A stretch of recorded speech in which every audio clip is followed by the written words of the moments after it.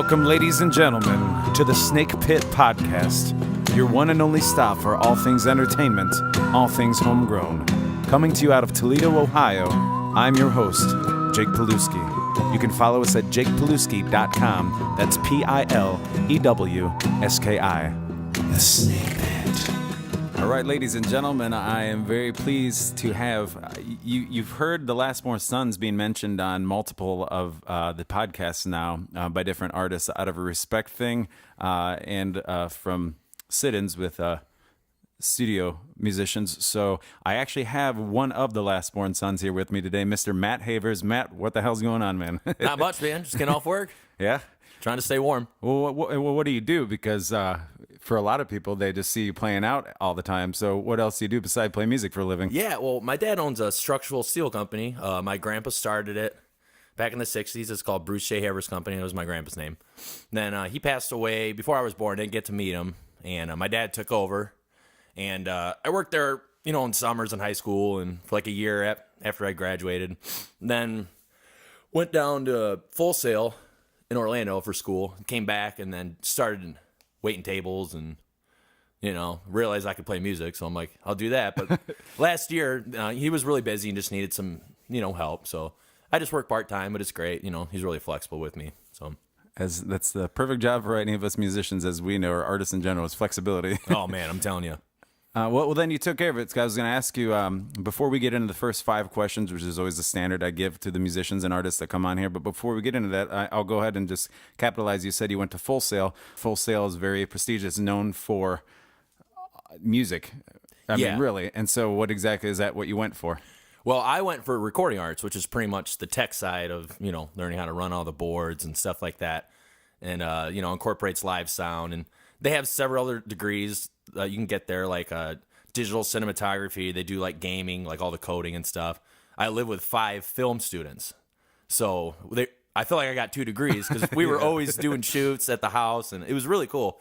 So we had a green screen out in our garage, and we were always doing some type of project. But yeah, I went for recording arts. It's an accelerated program. You get an associate's in a year, and your blocks go by months. You'll have 1 or 2 classes and then go to the next month, and you only get like 2 weeks off the whole year. So, you go and grind it out and get it, Cool. Mm-hmm. Well, glad you came back to play music in town here. We all appreciate that very much, as I'm sure that your bandmates, Kyle and John, do as well. Yeah.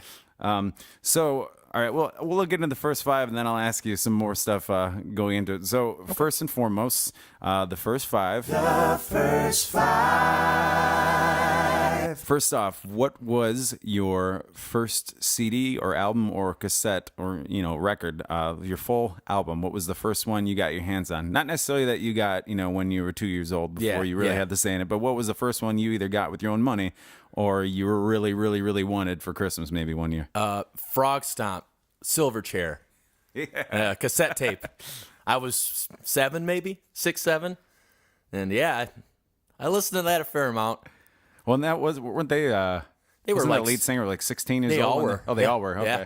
I think they were all maybe even 15 when they tracked it. Wow. They were young. I mean, you can kind of tell, but they were raw. It was great, But I mean, I had 2 older sisters, so I'd dig into their CDs, like Rage Against the Machine, Alanis Morissette, Jagged Little Pill. That's a great album. Yeah, absolutely. And along Dave Matthews, and then my dad had a bunch of, Best of Queen, Best of Joe Walsh, and all these, Zeppelin's my favorite band. I mean, I don't know if that's one of the questions or not.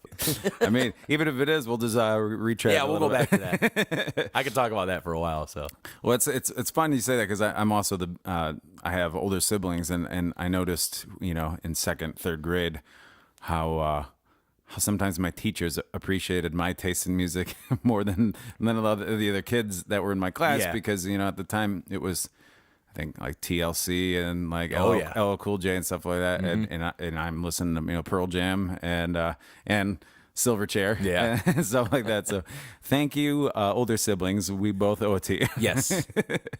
All right. So, going along with that, what was your first live concert experience? I was 7. Went to the zoo and saw Candlebox. Oh wow! It was great. Was that another older sibling influence kind of thing? Yeah, my sisters loved it, and I went with my parents and my sisters, and My mom actually had to take me out because the lead singer got naked. All I remember is seeing his white ass. You know, it's like, she's like, okay, honey, let's go. Nowadays, that wouldn't even be that big of a deal. No.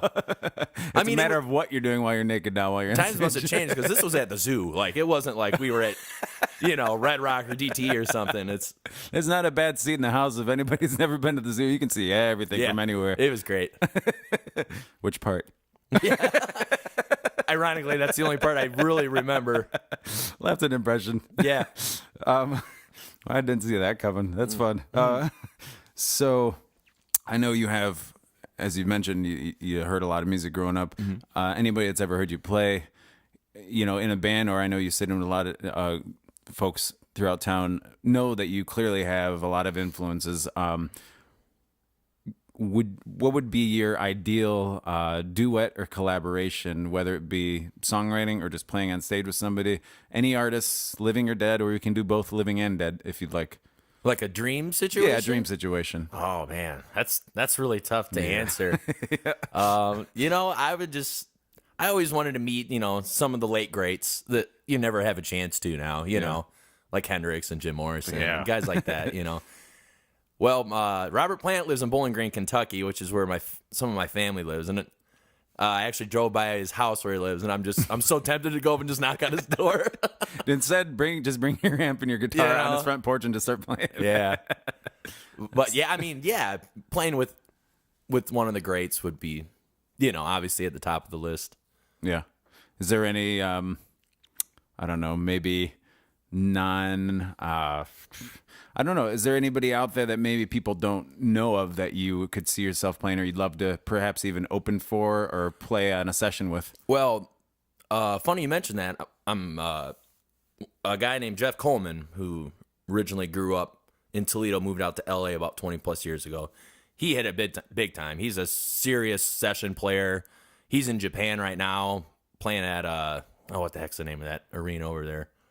It's the big one. It's like 40,000 people. The guy he's playing with, I forget the name of him, but he's pretty much like what Elvis is to Japan, Oh, wow. He's the dude out there, So he tours all over the place and does session work, plays in a band called Bombastic Meat Bats with Chad Smith. Oh, cool. And I've gotten to share the stage with him a few times already in some gigs. And, 4 years ago, I would have been like, no way, It's just cool that, some doors are starting to open, It's tough, to get opportunities in this town, but... Well, you're making it happen, though.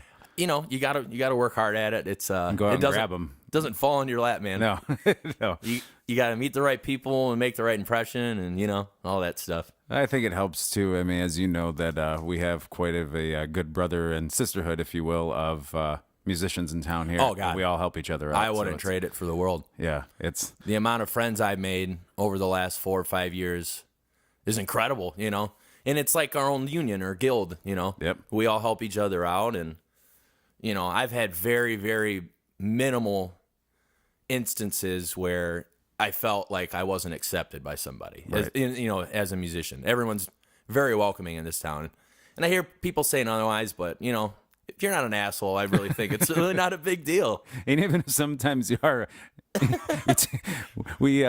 we're all very forgiving of each other, and we have a beer over it and say, "Oh, let's move on." Exactly. There's a bigger picture. Exactly.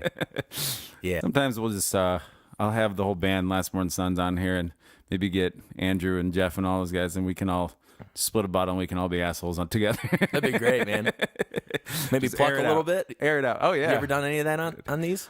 That's something we're looking to get into. Actually, I had filmmaker Michael Coleman on here recently to promote. He premiered his movie Shelved along with a whole bunch of other people over at the Mommy Indoor, and he had talked to me about doing some video work for the podcast.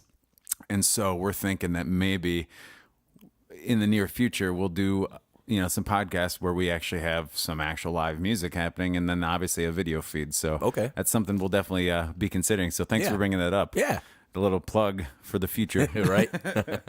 All right, so. Next question. What is your most embarrassing or humbling experience on stage? This can be, embarrassed on yourself or the place or anything in general. Any way you want to take it. Let's see, embarrassing. I've done a lot of stupid shit on stage. Some stuff that, You know, sometimes where something comes out of your mouth and you're like, why did I just say that? How did I say that? On a regular basis, I know this. You know, and it's like, sometimes I need to remember there's a microphone in front of me. Yeah. And more than just your friends and bandmates. yes. Let's see. Well, embarrassing. Let's see. Well, fortunately, you know, I can really depend on my guys. We rarely crash and burn, you know. I think there was one time we were at Dirty Bird, and Kyle, don't hate me for this. And we were, the Fireball rep was in that night. Oh, man. And we were feeling pretty good, and Doesn't take much of that. I don't think Kyle ate that day. And like we started our third set, and he starts the song, and I look over, I'm like, dude, are you okay? I'm like, it's okay, I got you, man. I'll lead the rest of the night, you know. And then a few nights at ET's too when we first started the band. But I mean, you know, most of the people didn't even really notice. But just recently, something I was kind of embarrassed about. I played a wedding for some good friends of ours, and I had a really bad cold flu, and it really messed my voice up. Usually when I get sick, it doesn't really affect my voice a whole lot. Yeah. But this time it was bad. And my first gig back, I was still sick. First songs I had to sing were the first dance songs of songs I never played before live, and they did not sound good, you know, regardless of what they told me. They did not. That's all. I was like sweating bullets, like, oh, give me some whiskey. I need something. But I was kind of embarrassed for that, you know, but luckily they're awesome people and they really enjoyed it. So, Well, then going along with that, what would you say, if anything, because anybody that knows you or has met you know that you're a pretty easygoing guy and you know how to get down to business without being rigid. You're always very easygoing. So what pushes your buttons as a performer, as a musician, when it comes to getting you amped up, or, you know, in the good or bad way, or what pisses you off? I mean, you can go both ways with this question. yeah. Let's see. Well, you know, I try to remain as professional as possible, still having fun, you know. I guess things that bother me is, you know, maybe just not putting all your effort into something, or when you're working with someone, or like being on time, or, you know, stuff like that. And, you know, I've done things that I wasn't proud of, you know, and everything's a learning experience, you know. Well, you're human too. I mean, Exactly.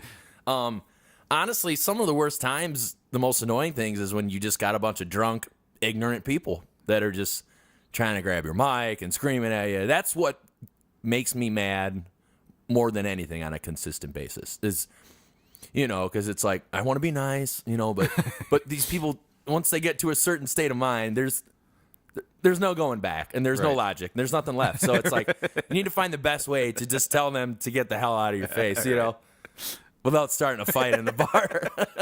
It's, you know, at first I didn't know how to handle it at Yeah. all. Oh, it's I would just kind of stand there and like, what do I do? What do I do? But, you know, luckily I've gotten better at being a dick to people in a good way that deserve it, you know. a constructive dick. It's, you know, it's like dealing with 4-year-old children. Yeah. You know. And not all drunks either, because some drunks, I mean, they'll buy you a drink, they'll sing every song that, you know, Sure. all along, and it's amazing. And those are the people, yeah, absolutely right. It's just when somebody starts popping your bubble, grabbing the mic, trying to play your guitar like while you're playing it. Yeah. And like having full conversations with you while you're playing it, saying like, you really think this is working right now? Oh, I'm so glad you said that. It's Yo, so I know you know all about it, Jake. I know you know. all the time. Yeah. So then on the flip, then what pushes your buttons is in a motivational way? You said motivationally? Yeah, motivationally, because I mean, yeah, we got the part the part that irks you. So. Yeah. Like what drives me is what you're trying to say? Yeah. You know, just overcoming a barrier, you know, something that you're like, you know, oh, I got to play this gig that I found out about 3 days ago. I got to learn 8 songs I never heard, and they're, you know, they're not easy. Yeah. And then you're going through it, and, you know, you're like, oh, I can't do it. This is hard. I don't know if I'm able to pull it off. And then you get to the gig and you do it, and you get done, and it's so satisfying because you put another notch on your belt. Right. It's another stepping stone towards the greater picture. You know what I mean? Yeah. Yeah. I'd say that's, you know, overcoming something that you thought was very hard to do, that in the end isn't as hard as you thought it would be. Yeah. That's wonderful. So you say bigger picture. That's something I always like to ask folks because we all have different goals with what we want to do with our music. With talents, clearly you have schooling like from Full Sail that obviously you can do a lot with. So what big picture? What are right now where you are in life? What are your big picture goals? Big picture, for the next 5-10 years, and then even for maybe even the next 1 to 2 years. Yeah. Just taking steps in the right direction. I mean, it's so crucial in this industry, and you know this, that networking is so much of it, and a lot of people don't really understand that. It's like everyone comes up to me and they're like, well, you should be on the radio. You should be in America's Got Talent. I'm like, well, it doesn't work that way. Nice compliment. It can, yeah. and if I had the opportunity, I would gladly take it. But that shit doesn't just fall in your lap. It's really hard to get to that, and you got to meet the right people at the right time, make the right impression. And that's something that a lot of my teachers at Full Sail that were very successful taught us, and they drilled that into our brain that it's about being personable and having a good work ethic. They would say 90% work ethic, 10% talent. Mm-hmm. That was something that they said, and that's a big number. You would think it'd be the other way, but I mean, you'd be surprised on how many situations by doing one little thing that made somebody go, "Oh, he went the extra step," and then it just catapulted them into success. Well, yeah, I mean, long gone are the days of, because of the way industries changes, that in the 50s and 60s, if you were amazing at what you did and somebody walked in and saw you, you might have a deal on your hands if you're in the right city. But now it's like... The times have changed. The internet, I mean, there's more people playing because there's more access to make music, to record music. Yep. And it's for the better and the worse. Well, the home studio alone, kind of really set back major recording studios, I mean, obviously they still exist and it's still a thing, but someone's like, why would I go spend all this money? Well, I can go spend a couple grand and record something in my house that's half decent, Right. And then on the flip side, it can be for the better because you have these big studios that are pushing out the same kind of stuff over and over again, and then all of a sudden Joe Schmo out of nowhere who has independent label in Idaho all of a sudden is making making waves. Well, nowadays everything's about going viral. Yeah. Something went viral, and like what was the guy? The Hide Your Kids, Hide Your Wife. That dude's a millionaire. He didn't do shit. Nope. He did nothing. No, somebody played around with some digital software. I mean, don't be wrong, it's incredible, and I absolutely love that video, but he didn't do anything, and he's a millionaire. Yep. There's just so much of that out there. Just because you got 38 million views, I'm going to give you a bunch of money in advertisement. It's like... Yeah. And there's still, there's still a big market for... There's people actually still cutting full albums now. Yeah. That are still, playing their asses off. Even once they get signed, they're not making as much money anymore. So now they're working 3 times harder than, the guys, snorting things up their nose in California in hair metal in the 80s because those days are long gone from rock and roll. I mean, it's hard work ethic, like you said. Yeah. And a lot of that's few and far between in the limelight, Jack White is someone I always like to look at and think, that guy is creative. He's doing what he wants, and he's original, and he's not bowing to anybody, And learned how to sell it, too. Yeah. Which is crazy. I know. Yeah. It's great. Like his last... He tried to break all these world records in his last album that he cut. And he did. Like, he cut the whole album in like 2 hours and 40 minutes. Wow. Beginning and end. I mean... And he did all this cool stuff. He printed it, to vinyl so you could get it on a record player. And he had all these, like... holographs on it when it would spin. He had some really weird like B-side hidden recording on it. I mean, he's just very intuitive and like you said, people like that are still trying to push the boundaries and still using analog and doing really cool stuff. But it's few and far between the limelight. Like I said, it's just cool to see at least some of that happening. A couple people, that are still doing that, getting recognition. Cool, I love it. Well, like I said before, we've had people on here talk about how great talent-wise, Last Born Sons is, and honestly, ladies and gentlemen, go out and see him. Most of you probably have, but if you haven't, or if you already have, go and do it again. I always enjoy it. There's a treat to see you guys anytime. And a lot of times, as we're all playing on the same nights, we'll try to offset our sets a little bit so that we can actually just come out and catch 2 or 3 songs. That's what's great about downtown, though. You can do that. It's like, oh, I got 25 minutes. I can go, catch New Fashion or go catch Joe Woods or Pick and Kelly or any of those bands that we all love. That we'd love to, be out seeing each other if we weren't playing ourselves. Yeah. But it's cool seeing you guys because it's a 3-piece band, and for a 3-piece, every single thing you guys do is always perfectly balanced to where it needs to be, because it's tough to play a lead on guitar in a 3-piece band without it sounding like where's the rhythm like behind it, because you have like a 70s, 60s, 80s modern lead even. Yeah. A lot of times in the studio people are used to hearing all these tracks behind it. Yep. So you have to make changes live, and you guys always, whether it's an effect on the pedal or it's what Rudder's doing on the drums, I'm very fortunate to have a good backbeat. Oh yeah. My guys hold it down very, very well, and it allows me to do my thing, but they're still doing their thing, which is I think it's great. Yeah. And man, I'm very fortunate. Sometime I already told Matt here that I'd prefer to do a full podcast session on Last Born Sons with each member all together in here at one time, and we'll do that down the road. Mm-hmm. In the meantime, as to why we're not going to do that necessarily soon is because you've got some plans. You started to touch on it earlier, that you're going to get an opportunity to play out west. Would you care to elaborate a little more on that? And when are you leaving, and how long? I'm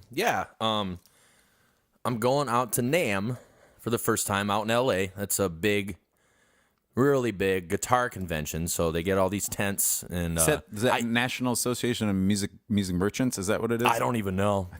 It's an acronym of sorts. I know there's 2 M's at the end. Google that shit. Yeah, I didn't get that far, but just being honest. Hey, that's yeah. But yeah, I'm going out there with my buddy Jeff, who I mentioned earlier.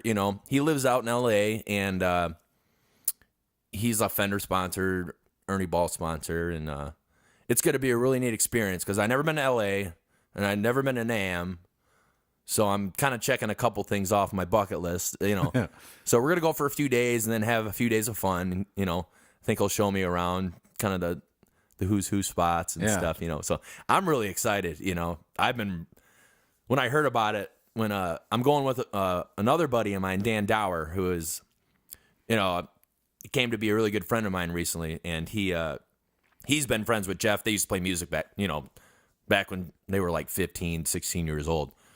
And so, Jeff's kind enough to let me stay at his home, with his family. And it's like, I'm taken back by it, just from the couple times that I, got to interact and play with him, so.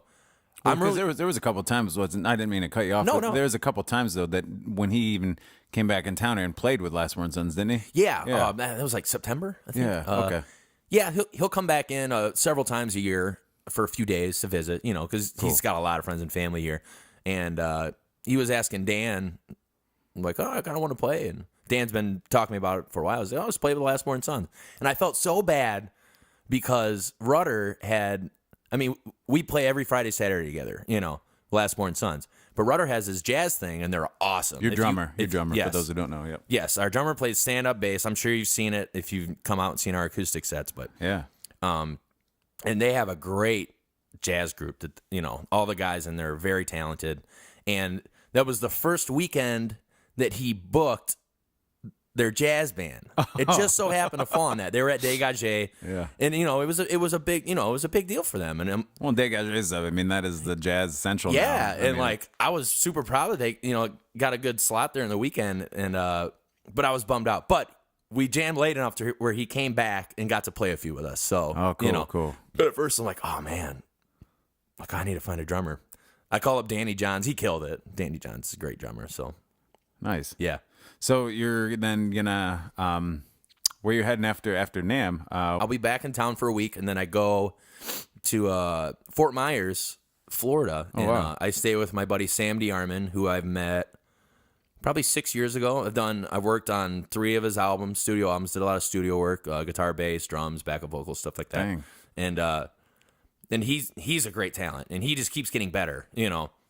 And I go down there, and I play a few weeks to a month with him. He's kind enough to just let me jump on his bill. He just cuts whatever he normally makes in half and gives it to me and lets me stay at his place. Like, it really means a lot, you know, like, man. Yeah. So, and just to get the hell out of the cold, you know, is great in and of itself. So, No offense, Toledo, just really, really cold. the winters are long, man. They're long. Cool. I mean, is there anything else? I mean, you care to mention? I mean, any future plans with Sons? Laying anything down? Are you looking to do any recording sessions with any artists in town anytime in the near future? Or? Yeah, I know the guys have been doing some session work lately, which is awesome. Yeah. I haven't done a project in a while. And I just absolutely love being in the studio. Yeah, You know, totally different. So And- shout out to anyone who needs a guitar player, or bass player. I'm available. Well, I already told you I'm, and you're going to be back in town after playing Florida. You said around March. Yeah, I'll be back Okay. in March. Cool, because I'm looking to hopefully have my album done and hopefully printed by March, April. But I want to get you on it. So if I don't catch you before you leave, I'll at least save a track for you before I get it printed. Let me know, man. Yeah. I'd love to be a part of that. Cool. So yeah, let people know where they can find you. Aside from Last Born Sons, I know you play with Chris Shutters. Yep. Where else can people find you? And who you're playing with? Too? Yeah, I play with Chris Shutters during the week. Kind of varies when and where. I also play with Chris Knopp. Sometimes I play with my buddy James Atkins, who's an incredible player. If you get to check him out. Yeah, that's mostly it for right now. And then man, it's a pretty full plate. I play with the, I'm gigging still about anywhere from like 3 to 6 nights a week, depending on the week. Yeah. And then working part-time 4 days a week during the morning. It's impressive. Yeah, it's not that bad. I thought it would be a lot worse at first, but it's a good balance. Yeah. I still get plenty of time to myself. So And where can we keep up with you on social media and all that good stuff? check out Matthew Havers on Facebook. I'll be posting ridiculous videos and pictures, and also keep up to times with where we're playing. Or check out lastbornsons.com. That will have our full schedule, usually for the month or month and a half.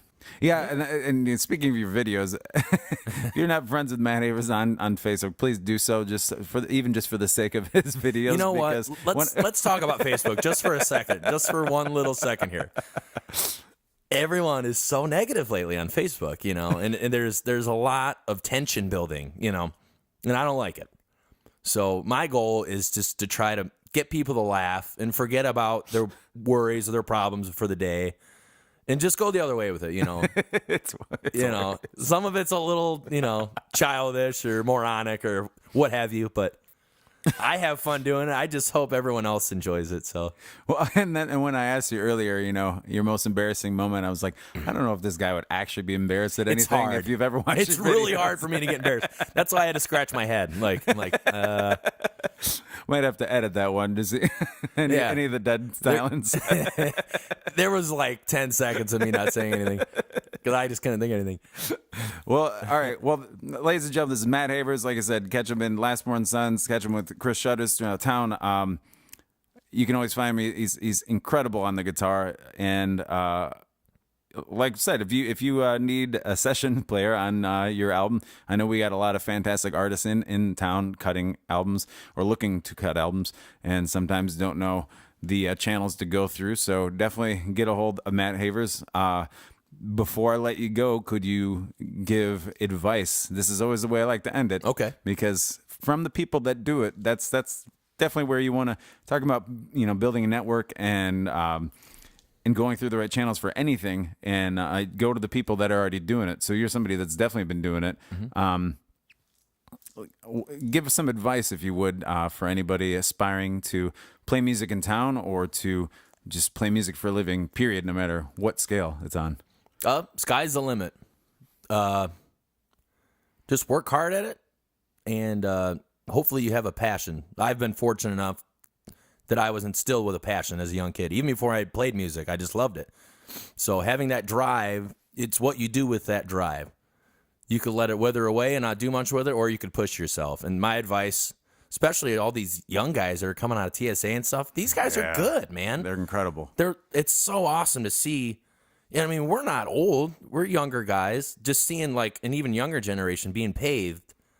It's cool, man. I really dig it. So my advice is just to stay on top of it, keep your head up, and take as many opportunities as you can. Somebody asked me recently, how do I even get into the live music scene? I said, just like you had said earlier, network is huge. Yeah. Take advantage of these open mic Go to nights. open mics. Like, Kyle Smithers, your bandmate, hosts at Bronze Boar weekly. Yep. I mean, there's open mic nights all throughout the city. That's the best way to There's one kill two almost birds every with night, kill two birds with one stone. You get to meet other musicians, and you also get to let your talent heard by an establishment that might be hiring. Yeah. I mean, That's what I tell, people are like, "Oh, how do I get exposed?" It's go to the open mics. That's the best way to do it.